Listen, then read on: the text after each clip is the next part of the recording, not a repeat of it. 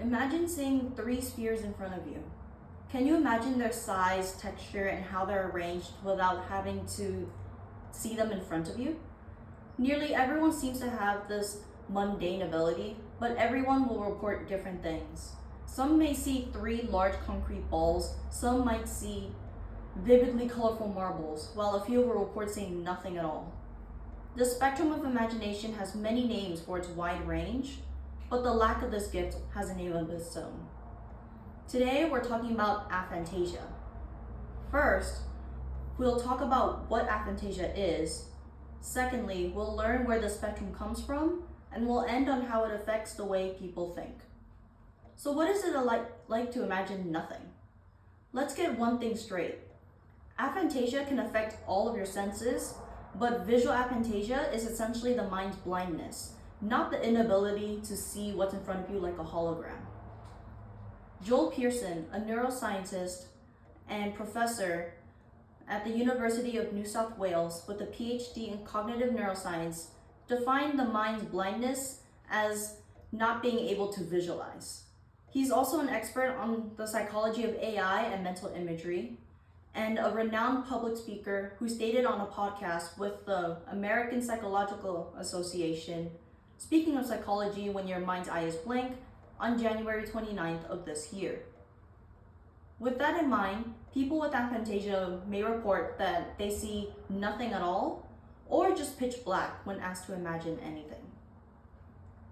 In the article, What is Aphantasia? From the Cleveland Medical Clinic, last updated on March 24th of this year, this uncommon condition affects around 2 to 4% of people. Aphantasia is also not a neurological disorder, but just a variation on human experience. But let's take a deeper look into the brain's wiring. Aphantasia may have genetic or environmental causes and can develop at any time.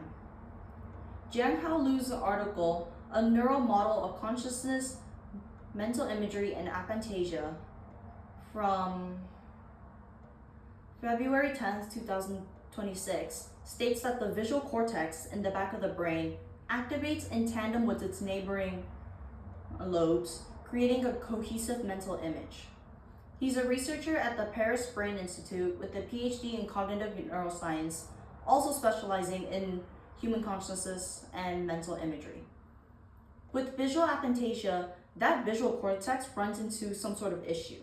Either it doesn't activate properly, or its connection with the other lobes is abnormally weak. However, some people with aphantasia can report that they can still dream. Lu adds that while visualization requires actively getting information from these lobes before recreating the image, dreams are sequences of random neurons firing in multiple brain regions. With those complications in the visual cortex, aphantasiacs tend to think differently from the rest of us. Alex Rosenthal, a visual designer and artist with aphantasia and the editorial director of TED Ed videos, describes activities like reading a novel as more of a conceptual experience rather than a movie for the mind. Despite his aphantasia, he produces scripts for these TED videos, including his own speech, Can You Picture Things in Your Mind? I Can't, on January 26, 2026. This ties into how aphantasiacs create memories or ideas based on their structures rather than their experiences. For instance, instead of clearly visualizing an apple by its color, its texture, or its taste, aphantasiacs construct mental lists of those sensory details to later associate them with an apple. That's why those 3 arbitrary balls I mentioned in the beginning are harder to visualize for aphantasiacs than a regular apple. Unlike the specific details of an apple, those 3 balls could be anything, so aphantasiacs don't have a set list of details to attribute with them. In the last few minutes, we discussed what aphantasia is, why some people can visualize more clearly than others, and how aphantasia subtly changes people's experiences.